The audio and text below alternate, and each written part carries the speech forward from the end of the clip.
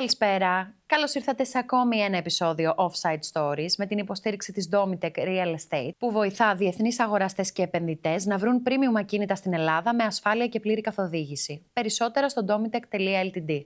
Σήμερα μαζί μου είναι ένας άνθρωπος ο οποίος έχει υπάρξει ένας πολύ καταξιωμένος πρώην ποδοσφαιριστής και εξακολουθεί να είναι ένας πολύ καταξιωμένος προπονητής. Θέλω να πω μια τεράστια καλησπέρα στο Γιάννη Αναστασίου.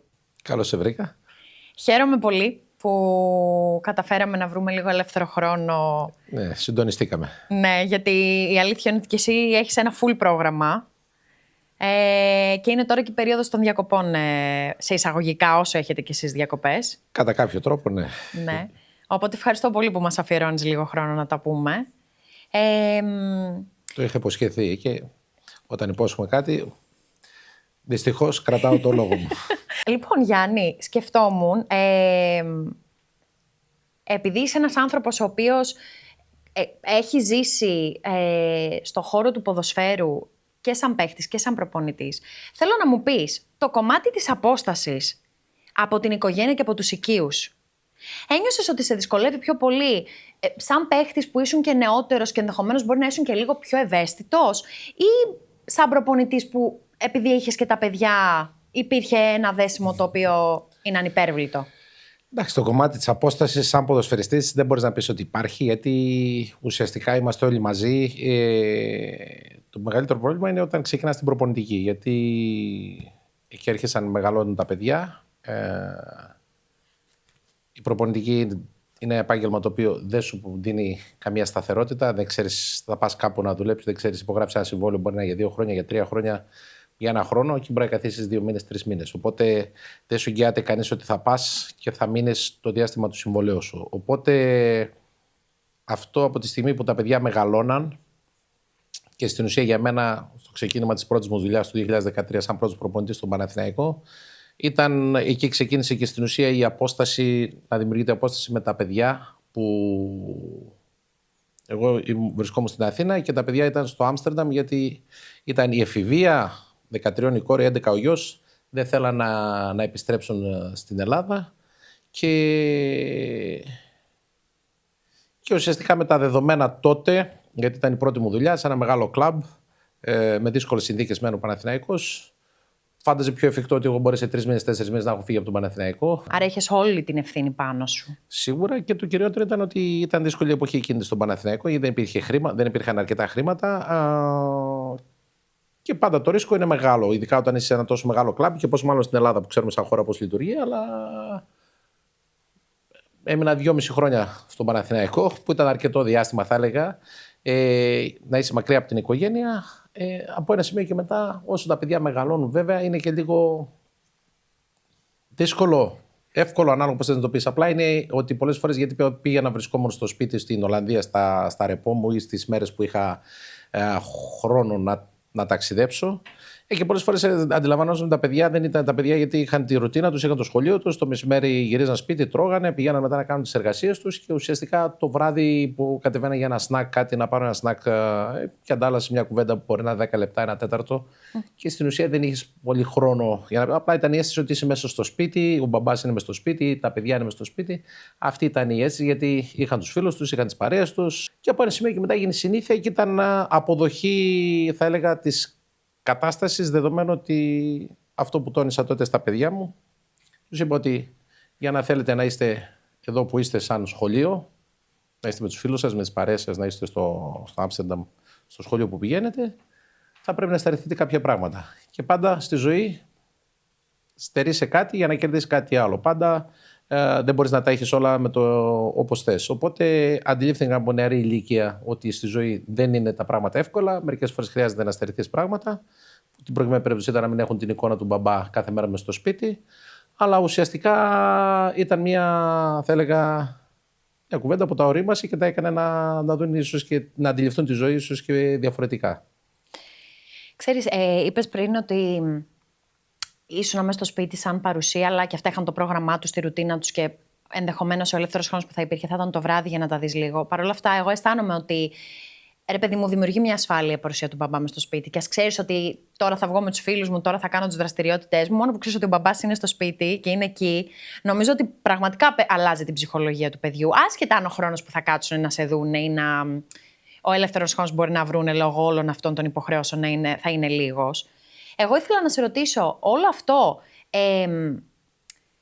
αισθάνθηκες ότι επειδή έχεις ένα αγόρι και ένα κορίτσι και λένε ότι γενικά και στην εφηβεία τους υπάρχουν διαφορές στον τρόπο που αντιλαμβάνονται τα πράγματα. Αισθάνθηκες ότι κάποιο από τα δύο λόγω φύλου μπορεί να δυσκολεύτηκε να το διαχειριστεί λίγο περισσότερο? Θα έλεγα ότι η κόρη ήταν αρκετά όριμη. Ο γιος, στην ουσία, γιατί του άρεσε και το ποδόσφαιρο και του παρακολουθούσε το ποδόσφαιρο και ήταν, θα έλεγα, μανιώδης θαυμαστής του ποδοσφαίρου, παρακολουθούσε τα πάντα. Μπορεί να ήταν, αισθάνθηκα ότι μπορεί να ήταν αυτός που με ήθελε κάποιες στιγμές να πάμε σε ένα γήπεδο, να δούμε ένα παιχνίδι, να πάμε να κάνει προπόνηση, να τον πάω στην προπόνηση, να τον αξιολογήσω, να συζητήσουμε ποδοσφαιρικά πράγματα, αυτά που συνήθως μπορεί να συζητήσει ο πατέρας με το γιο. Αλλά από την άλλη, αυτό που είπα, επειδή από μικρή ηλικία είχα δημιουργήσει μια σχέση με τα παιδιά, θα έλεγα είχαμε μια πολύ καλή σχέση επαφής, επικοινωνίας, που τα πήγαινα όταν σαν ποδοσφαιριστής. Τα πήγαινα σχολείο, τα έπαιρνα από το σχολείο, δηλαδή αυτή τη μισή ώρα που είμαστε μέσα στο αυτοκίνητο μέχρι να πάμε το σπίτι στο σχολείο. Συζητάγαμε πάρα πολύ, λέγαμε πολλά πράγματα, βάζαμε μουσική, χορεύαμε, τραγουδούσαμε μέσα στο αυτοκίνητο, γινόταν ένα πάρτι δηλαδή, το οποίο αυτό δημιούργησε θα έλεγα, μια ισχυρή σχέση, μια πάρα πολύ καλή σχέση, και η οποία υπάρχει ακόμα μέχρι τώρα με τα παιδιά. Δηλαδή είναι και στην ουσία, θα έλεγα, η παρέα μου, είναι οι φίλοι μου. Πολλές φορές με ευχαριστεί να βγαίνω με τα παιδιά και να πηγαίνουμε για καφέ, για φαγητό ή ακόμη και για ποτό, αν είναι να πάμε για ένα χαλαρό ποτό. Προτιμάω να βγω με τα παιδιά, γιατί θα συζητήσω αρκετά ενδιαφέροντα πράγματα. Έχουν ιδέες, έχουν απόψεις, έχουν γνώσεις, επικοινωνούν και το κυριότερο δεν είναι, θα έλεγα, βγαίνεις και δεν αισθάνεσαι ότι είναι όλη την ώρα πάνω από το κινητό τους και έχουν ενδιαφέρον μόνο στα social και γενικά το τι παίζει, που συναντάς πολλές φορές σε πολλά νέα παιδιά. Κατά κόρον, Γιάννη. Ναι, εντάξει, είναι ένα θέμα στην κοινωνία μας, θα έλεγα. Αλλά εντάξει, έτσι είναι πλέον αυτή τη στιγμή τα πράγματα, έτσι είναι. Όλη αυτή η ασφάλεια που προέκυπτε, όντας ένας άνθρωπος ο οποίος χρειαζόταν να είσαι μακριά, αρκετά χιλιόμετρα μακριά, προέκυπτε από το γεγονός ότι είχε κάτσει ο Γιάννης, είχε κάτσει ο μπαμπάς και είχε μιλήσει με τα παιδιά του και τους είχε εξηγήσει ότι αυτή και αυτή είναι η λόγη που ο μπαμπάς πρέπει να απουσιάζει και έτσι είναι η ζωή overall, ή προκύπτει και από το γεγονός ότι ένιωθες πολύ μεγάλη ασφάλεια ότι υπάρχει και μία μαμά στην οποία είχες πολύ μεγάλη εμπιστοσύνη και ήξερες ότι. Εντάξει, πάντα υπάρχει το α και το μέγα σε ένα σπίτι, είναι η σύζυγος, η μαμά, θα έλεγα, η μαμά των παιδιών, η οποία αφιέρωνε πολύ χρόνο, ήταν καλή μαμά και στην ουσία ήταν πάντα δίπλα στα παιδιά, ακόμη και τις στιγμές που έλειπα εγώ, που δεν ήμουν στο σπίτι. Αισθανόντουσαν τα παιδιά την ασφάλεια, αισθανόντουσαν αυτή την ηρεμία και θα έλεγα γενικά σαν οικογένεια υπήρχε αυτή η ηρεμία μέσα στο σπίτι, το οποίο βοηθούσε το μεγάλωμα και την εξέλιξη των παιδιών σε ένα ασφαλές περιβάλλον. Περιέγραψε μου λίγο το συναίσθημα, γιατί έκανα μια μικρή έρευνα και είδα ότι και τα δύο τα παιδιά σου διαπρέπουν και πολλά συγχαρητήρια, γιατί είναι πολύ σημαντικό να μπορεί κανείς να βγάζει παιδιά στην κοινωνία τα οποία δεν έχουν το μυαλό τους μόνο στα social, δεν έχουν το μυαλό τους μόνο στο ότι ο μπαμπάς δουλεύει, φέρνει κάποια χρήματα στο σπίτι, άρα και εμείς δεν χρειάζεται να πολύ προσπαθήσουμε, να πολύ ζοριστούμε. Και είδα πραγματικά την ακριβώς αντίθετη εικόνα. Οπότε αντιλήφθηκα πάρα πολύ ότι υπάρχει ένας θαυμασμός και από την πλευρά σου προς τα δύο σου παιδιά. Και σε σχόλια από κάτω που είδα και συγχαρητήρια και αυτά που είναι ό,τι πιο όμορφο να υπάρχει αυτό το bonding. Αυτά τα λάθη κάνουν τα social. Αυτά τα λάθη, ναι. Πιο πολλά θέλω να σου πω ότι είδα στην κόρη. Δεν ξέρω αν υπάρχει αυτός ο δεσμός που λένε ο μπαμπάς με την κόρη, ότι υπάρχει ένας έρωτας. Εντάξει, ο γιος δεν είναι τόσο. Τα αγόρια δεν είναι και τόσο. Θυμάμαι από μικρή ηλικία, όταν τα πήγαινα στο σχολείο και τα άφηνα, το πρωί η κόρη θα με αγκάλιαζε, θα με φύλαγε, πήγαινα αγκαλιάσω το γιο και αυτός δεν ήθελε. Τα αγόρια είναι λίγο. Ναι, εντάξει, είναι. Οπότε, όχι. Για μένα ήταν σημαντικό ότι, και αυτό που τους έλεγα πάντα, ότι είναι σημαντικό να γίνουν στη ζωή τους, άσχετα το τι θα κάνουν, αν θα γίνουν πετυχημένοι ή όχι, να γίνουν καλοί άνθρωποι, να είναι καλοί άνθρωποι. Από εκεί και πέρα όλα τα άλλα στη ζωή θα έρθουν. Το σημαντικό είναι να μπορούν να σέβονται τον εαυτό τους, να σέβονται τον δίπλα τους, οπουδήποτε ανήκουν, σε οποιοδήποτε χώρο είναι, Στη ζωή δεν έρχεται τίποτα εύκολα. Θα πρέπει να προσπαθήσουν. Το ότι ο πατέρας τους έχει πετύχει κάποια πράγματα επαγγελματικά, αυτά που πέτυχε, δεν λέει κάτι. Θα πρέπει να στηριχτούν στις δυνάμεις τους, θα πρέπει να κάνουν πράγματα μόνοι τους. Ήμουνα και θα έλεγα αρκετά υποστηρικτικός στο να φύγουν από μικρή ηλικία από το σπίτι, να μπορέσουν να κάνουν πράγματα μόνοι τους, που συνήθως είναι λίγο ενάντια στην ελληνική οικογένεια, γιατί κακά τα ψέματα η Ελληνίδα μάνα, η ελληνική οικογένεια έχει μάθει να έχει το παιδί κοντά, να είναι κοντά το παιδί, να το έχουμε. Για εμένα ήταν πάντα κίνητρο τα παιδιά να φύγουν, να βρουν τον δρόμο, να ανοίξουν τα φτερά τους, να κάνουν πράγματα στη ζωή τους. Και αυτό που τους έλεγα πάντα, ότι στη ζωή σας θα βιώσετε πράγματα, θα δείτε πράγματα που σας αρέσουν, δεν σας αρέσουν. Το σημαντικό είναι πάντα ό,τι κάνετε να το κάνετε συνειδητά και να μην είστε απερίσκεπτοι. Αυτό θυμάμαι, το κάναμε, το συζητάγαμε από μικρή ηλικία, όταν ήταν 3-4 στο αυτοκίνητο. Αυτές τις ώρες λέω που πηγαίναμε αυτά τα ελάχιστα, τα 30 λεπτά που ήμασταν στο αυτοκίνητο, αλλά κάναμε τέτοιου είδους συζητήσεις. Γιατί εκεί νομίζω ότι σε μεγάλο βαθμό διαμορφώνει και την προσωπικότητα και το χαρακτήρα των παιδιών. Και για 8-10 χρόνια περίπου έκανα αυτές τις συζητήσεις καθημερινά στο αυτοκίνητο. Οπότε κάποια στιγμή άρχισαν τα παιδιά μεγαλώναν, αλλά έβλεπες ότι είχαν μια σωστή κατεύθυνση.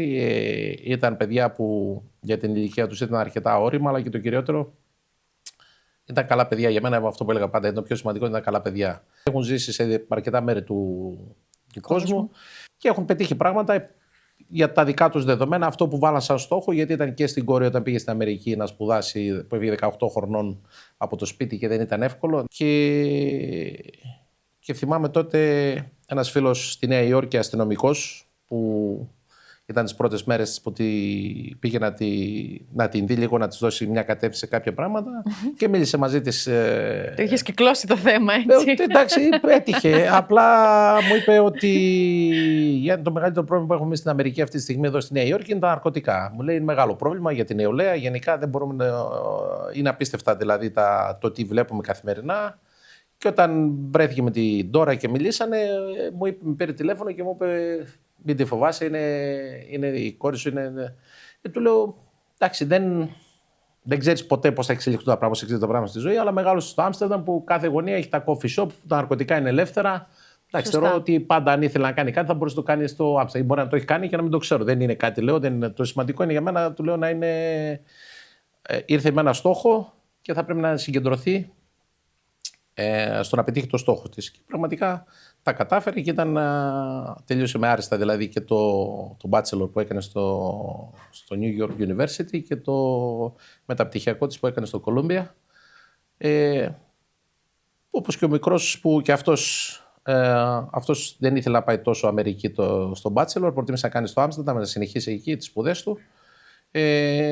Και στο Άμστερνταμ το πανεπιστήμιο, το οποίο το πρόγραμμα, το business που έκανε, το business administration, από 4 χρόνια το πανεπιστήμιο του Άμστερνταμ το έκανε στα 3, οπότε μάζεψε πάρα πολύ την ύλη. Και αυτό που του είπα του μικρού ήταν ότι το επέλεξες, δεν θέλω να ακούσω μετά ότι έχει πολλή δουλειά, ότι ήξερες τις απαιτήσεις, οπότε θα πρέπει να φανείς αντάξιος των απαιτήσεων που δημιούργησες εσύ ο ίδιος. Εγώ μπορώ να κάνω μια ερώτηση, γιατί το ακούω όλο πολύ οργανωμένο στο κεφάλι σου.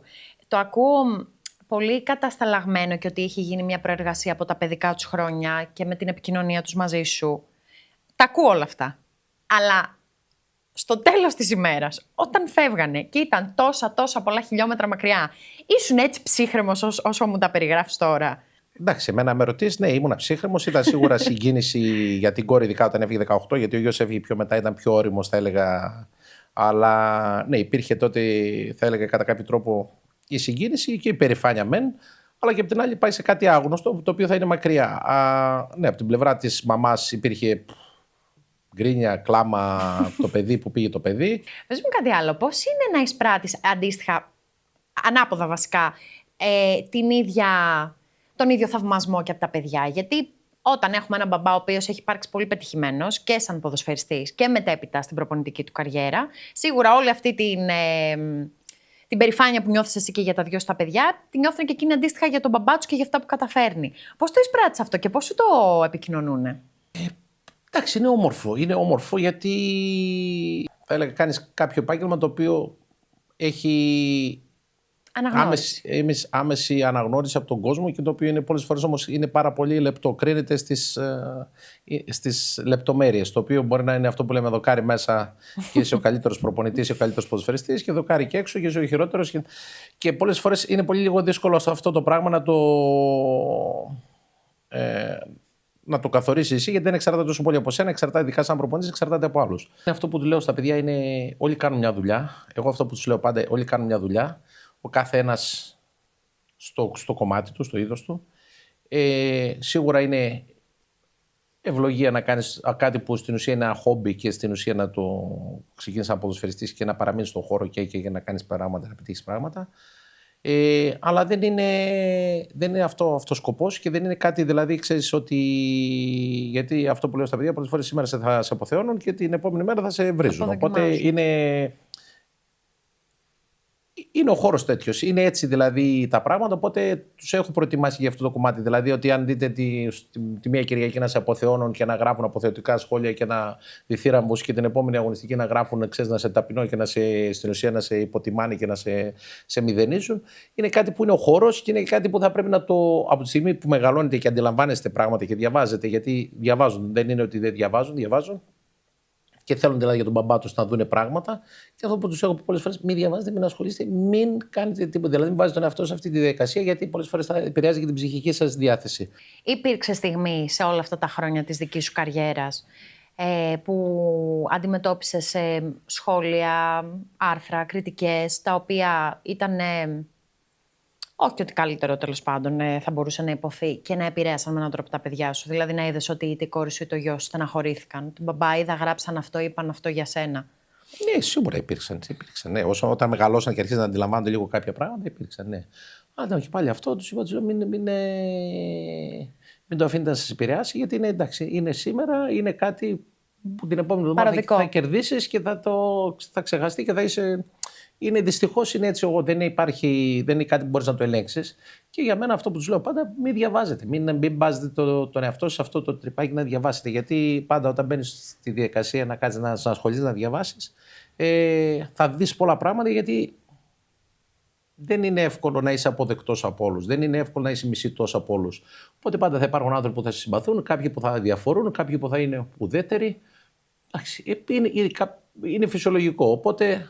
Προχωράς. Αυτό που είπα, πρέπει να προχωράς. Να έχεις ένα στόχο, να ξέρεις ποιος είσαι, ποιες είναι οι δυνατότητές σου, το πλάνο στον τρόπο που δουλεύεις, γενικά τον τρόπο που λειτουργείς σαν άνθρωπος και να προχωράς. Και η ζωή έτσι είναι.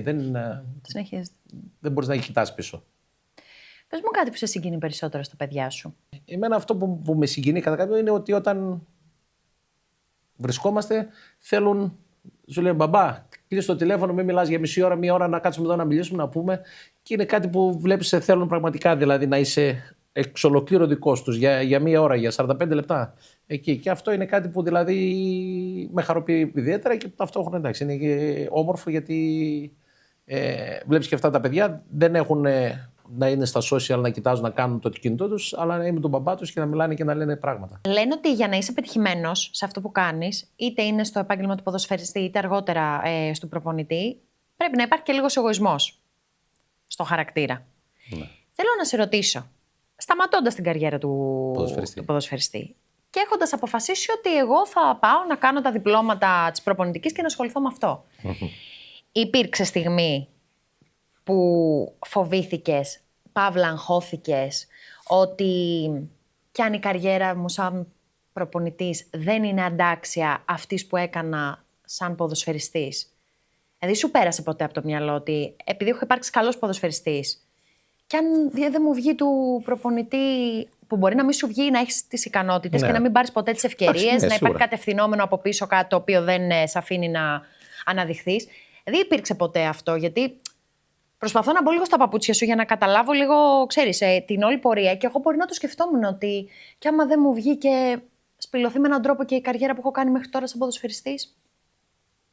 Εντάξει, κοίτα, όταν ξεκινάς κάτι, ποτέ δεν ξέρεις πώς θα σου βγει. Έτσι. Σωστά. Εγώ στα 32 μου είχα αποφασίσει ότι θα ασχοληθώ με την προπονητική. Και έλεγα πάντα στα 35 μου θα σταματήσω το ποδόσφαιρο, οπότε υπήρχε ένα πλάνο στο πώς θα πορευθώ. Στα 35 μου είπα θα σταματήσω το ποδόσφαιρο. Από τα 35 μέχρι τα 40 θα κάνω τις σπουδές μου, θα πάω κοιτάξω να πάρω όλα τα διπλώματα και ταυτόχρονα θα περάσω από όλα τα στάδια που αφορούν προπονητής νέους, βοηθός προπονητή, σκάουτερ, να δεις πράγματα, δηλαδή τι σου ταιριάζει. Γιατί πολλές φορές στο μυαλό έχεις, αν θα θέλω να κάνω τον προπονητή, αλλά είμαι ικανός για προπονητής. Γιατί μπορεί να πες όταν πας και το βλέπεις, έχει διαφορά από το αυτό που φαντάζεσαι με αυτό που είναι. Και μπορεί να είμαι καλός για κάτι άλλο. Ή μπορεί να είμαι καλός για αυτό. Οπότε στον εαυτό μου ένα περιθώριο 5 ετών και να κάνω τις σπουδές μου, να πάρω τα πτυχία και στην ουσία να αποκτήσω τριβή, δοκιμάζοντας σε άλλες θέσεις, σε διάφορους ρόλους, να μάθω, να δω και να δω τι είναι αυτό που ταιριάζει και στο τέλος θα πρέπει να πάρω μια απόφαση, στο οποίο δεν είμαι άνθρωπος που φοβάται ή δεν τολμάει να πάρει αποφάσεις. Παίρνω αποφάσεις, τολμάω και πολλές φορές αν είναι και εις βάρος μου, αλλά άμα είναι για το καλό μου, εννοείται ότι θα πάρω. Δεν έχω τέτοια θέματα. Οπότε προσπάθησα να αποκτήσω τις καλύτερες γνώσεις θεωρητικά, γιατί πρακτικά σαν ποδοσφαιριστής είχα παίξει ένα επίπεδο Α, είχα ταξιδέψει, είχα παίξει στο εξωτερικό, είχα παίξει διάφορες ομάδες κορυφαίες, οπότε είχα μια αντίληψη στο πώς είναι στο υψηλό επίπεδο από διαφορετικές χώρες, διαφορετική κουλτούρα η προσέγγιση. Προσπάθησα να εκπαιδευτώ, να μάθω και θεωρητικά πράγματα που αφορούσαν την οργάνωση, που αφορούσαν το management, που αφορούσαν την κατεύθυνση. Ταξίδεψα πάρα πολύ με δικά μου έξοδα, δεν μπήκε ποτέ κανείς να μου προσφέρει κάτι για να πάω να περάσω μια εβδομάδα να δω τον Γκουαρντιόλα, να δω τον Αντσελότη, να δω τον Βενγκέρ, τους καλύτερους προπονητές του κόσμου, γιατί πάντα πίστευα τότε ότι μαθαίνεις από τους καλύτερους. Και οπότε για μένα ήταν πάντα ένα κίνητρο να πάω στους καλύτερους, να βρω τον τρόπο, να πάω, να περάσω, να κάνω μια εβδομάδα, να δω μεθοδολογία, τρόπο σκέψης, λειτουργίας, διαχείριση, τα πάντα. Και προσπάθησα στην ουσία να δώσω στον εαυτό μου όλα αυτά τα στοιχεία που θα μπορέσουν να με κάνουν ένα προπονητή. Δεν ήξερα τι προπονητής θα γίνω. Θα γίνω καλός, θα γίνω πολύ καλός, θα γίνω μέτριος, θα γίνω κακός. Ήταν κάτι που δεν το ξέρεις. Αλλά τουλάχιστον όταν έχεις μια βάση, όταν έχεις μια κατεύθυνση, όταν έχεις μια αντίληψη και έχεις έναν τρόπο σκέψης και αντιλαμβάνεσαι το ποδόσφαιρο πώς είναι, γιατί σίγουρα το ποδόσφαιρο πριν 20 χρόνια ήταν διαφορετικό. Βέβαια. Και πώς είναι τώρα. Οι ποδοσφαιριστές βασικά ήταν διαφορετικοί τώρα και το ποδόσφαιρο εξελίσσεται και αναπτύσσεται. Οπότε ήταν σημαντικό να μπορέσεις με βάση το αυτός που ήσουν, το τι ήθελες να κάνεις, ήθελες να γίνεις προπονητής και προσπαθείς να εφοδιάσεις τον εαυτό σου με ό,τι καλύτερο μπορείς για να μπορείς να έχεις τουλάχιστον μια σωστή βάση, μια καλή βάση για να μπορέσεις να δείξεις αν είσαι καλός ή όχι. Οπότε δεν το σκέφτηκα, δεν μου πάρεσε ποτέ από το μυαλό και είπα πάντα ότι θα το δοκιμάσω, θα το κάνω και θα δούμε στην πορεία πώς θα εξελιχθούν τα πράγματα. Λοιπόν, ωραία, θα το δυσκολέψω τώρα νομίζω. Έστω λοιπόν ότι σου ανήκει μια ομάδα αυτή τη στιγμή. Μάλιστα. Και μπορείς να επιλέξεις εάν σε αυτή την ομάδα θα έβαζες τον εαυτό σου σαν προπονητή ή αν θα έβαζες τον εαυτό σου σαν παίχτη. Έστω ότι μπορούσες τώρα πατώντας ένα κουμπάκι να βάλεις τον Αναστασίου μέσα κανονικά σε full ρυθμούς. Θα τον έβαζα σαν παράγοντα τον εαυτό μου. Τον έβαζα σαν παράγοντα γιατί θεωρώ ότι με το πέρας των χρόνων έχω αποκτήσει αρκετή εμπειρία, έχω γνώσεις. Αντιλαμβάνομαι το ποδόσφαιρο, έχω καθαρή εικόνα στο τι είναι ποδόσφαιρο, στο πώς πρέπει να είναι το ποδόσφαιρο και θεωρώ ότι σε μεγάλο βαθμό στο ποδόσφαιρο πλέον υπάρχει έλλειψη σωστών παραγόντων που να αντιλαμβάνονται πραγματικά τι είναι το ποδόσφαιρο, που να μπορούν να αξιολογούν σωστά τις καταστάσεις, που να μπορούν ουσιαστικά να δίνουν τη σωστή κατεύθυνση με επικοινωνία, με συνεργασία, γιατί πολλές φορές στο χώρο το δικό μας το επάγγελμα είναι τόσο ανταγωνιστικό, υπάρχει πάρα πολύ εγωισμός, βλέπεις πάρα πολλές φορές ο εγωισμός κυριεύει τους ανθρώπους, το συναίσθημα κυριεύει τους ανθρώπους και ουσιαστικά χάνονται πολλά πράγματα. Οπότε αν πάταγα το κουμπάκι θα το έβαζα τον εαυτό μου σε θέση διοικητική, σε πιο παραγωγικό παρά σε κάτι άλλο, σε αυτά που είπες. Είδες, το έκανα ακόμη πιο δύσκολο. Ναι, ήταν τρίπλα η αλήθεια είναι, αλλά απαντήθηκε με έναν τρόπο. Θέλω να σε ρωτήσω, ποια στιγμή ξεχωρίζεις στην μέχρι τώρα ζωή σου και δεν αναφέρομαι καθόλου στην ποδοσφαιρική σου ζωή. Αναφέρομαι καθαρά στον άνθρωπο, Γιάννη. Ποια θεωρείς ότι ήταν η πιο δύσκολη στιγμή μέχρι τώρα στη ζωή σου? Εντάξει, ήταν δύσκολο. Ήταν, θα έλεγα, θα πρέπει να τρέξω πολύ πίσω. Ήταν, νομίζω, την περίοδο 92-93, γιατί σου είπα έχω καλή μνήμη, 92-93, που ήμουν σαν ποδοσφαιριστή, τότε ήταν η δεύτερη μου χρονιά στον Εθνικό Πειραιά και ήμουν τότε 19, αυτοκίνητο δεν είχα, να πάω στην προπόνηση, συνήθως πήγαινα, τότε θυμάμαι, με λεωφορείο, με τρένο, περπάτημα, αρκετό. Πήγαμε να κάνουμε προπόνηση, στο οποίο αλλάζαμε στα αποδυτήρια. Πέραμε το λεωφορείο να πάμε στον Άγιο Κοσμά τότε για προπόνηση. Περνάγαμε, συνήθως ήμασταν περίπου 1,5 με 2 ώρες στο λεωφορείο στην κίνηση στην Ποσειδώνος. Να πάμε στον Άγιο Κοσμά σε ένα γήπεδο το οποίο το χρησιμοποιούσαν τότε, θυμάμαι, 5 ή 6 ομάδες. Δεν υπήρχαν αποδυτήρια. Πηγαίναμε, κάναμε προπόνηση και μετά άλλες 2 ώρες περίπου να γυρίσουμε πίσω, την οποία ήσουν υδρωμένος, δεν έκανες μπάνιο μέσα στο λεωφορείο. Και στην ουσία όλη αυτή η διαδικασία πάλι μετά να ξαναγίνει, να κάνεις μπάνιο στο αποδυτήρια που είχε κολλήσει μπλούζα πάνω σου από τον υδρότα, γιατί δεν είχαμε και άλλες μπλούζες να αλλάξουμε. Και να πάρεις το περπάτημα, το τρένο, το λεωφορείο, περπάτημα ξανά για να πας σπίτι σου. Και το οποίο ήταν κάτι το οποίο το έκανες, αλλά ήταν ότι ήσουν απλήρωτος για πολλούς μήνες. Το οποίο άκουγα πολλές φορές, γιατί τότε ήταν ο δεύτερος μου χρόνος στην Αθήνα και άκουγες από πολλούς ποδοσφαιριστής, τι δουλειά κάνεις, ποδοσφαιριστής, εσείς έχετε λεφτά, κάνετε και εγώ δεν έχουμε να φάμε. Και αυτός λέει ότι έχετε ζωή, έχετε λεφτά εσείς. Και τα πραγματικά, δηλαδή, τότε ήταν δύσκολες οι εποχές και θυμάμαι ότι ήταν αρκετά, δηλαδή, κάποια στιγμή που πέρασε από το μυαλό να τα παρατήσω και να σηκωθώ να φύγω. Γιατί θυμάμαι ήταν περίπου μια περίοδος 3 μηνών που δεν πληρωνόμασταν, δεν παίρναμε χρήματα, δεν παίρναμε μισθό. Ένα παιδί από την επαρχία που είχε έρθει στην Αθήνα, οι γονείς δεν είχαν, γιατί ήταν αγρότες, δεν είχαν δηλαδή να πεις ότι μια οικονομική δυνατότητα να σου υποστηρίξουν και να μπορέσουν να σε βοηθήσουν. Και θυμάμαι είχε φτάσει ένα τρίμηνο και κάποια στιγμή πραγματικά δηλαδή μου πέρασε από το μυαλό. Θα παρατήσω όλα και να γυρίσω πίσω, τουλάχιστον θα πηγαίνω, δουλεύω με τους γονείς μου και θα έχω ένα πιάτο φαΐ να φάω κάτι. Αλλά απ' την άλλη ήταν τόση η αγάπη μου για το ποδόσφαιρο. Και έλεγα όχι, δεν θα τα παρατήσω, θα συνεχίσω, θα το κυνηγήσω. Και τελικά, εντάξει, κάποια στιγμή τα πράγματα βελτιωθήκαν, γίνανε καλύτερα, αλλά είναι αυτό που μετά κάποια στιγμή μου πέρασε με το μυαλό, πόσες φορές δηλαδή καταστρέφονται τα όνειρα ποδοσφαιριστών, παιδιών, γιατί δεν υπάρχουν από τις συνθήκες, γιατί δεν υπάρχουν πολλές φορές ο κόσμος έξω, έχει μια ασφαλμένη εικόνα ότι το ποδόσφαιρο το επαγγελματικό είναι έτσι, αλλά πολλές φορές δεν είναι έτσι. Ναι. Δύσκολη συνθήκη αυτή που περιέγραψε παρόλα αυτά. Γιάννη, είσαι άνθρωπος που μιλάς, δηλαδή όταν περνάς μια δύσκολη κατάσταση, φερειπίν αυτή που μόλις περιέγραψες, ήταν κάτι που το επικοινωνούσες π.χ. στους γονείς σου, στους φίλους σου, στην σύντροφο τότε, ότι βιώνω όλο αυτό, ή είσαι άνθρωπος που τις δυσκολίες τις κρατάει μέσα του και κοιτάει εκείνος πώς θα το ξεπεράσει χωρίς να το επικοινωνεί πολύ πολύ?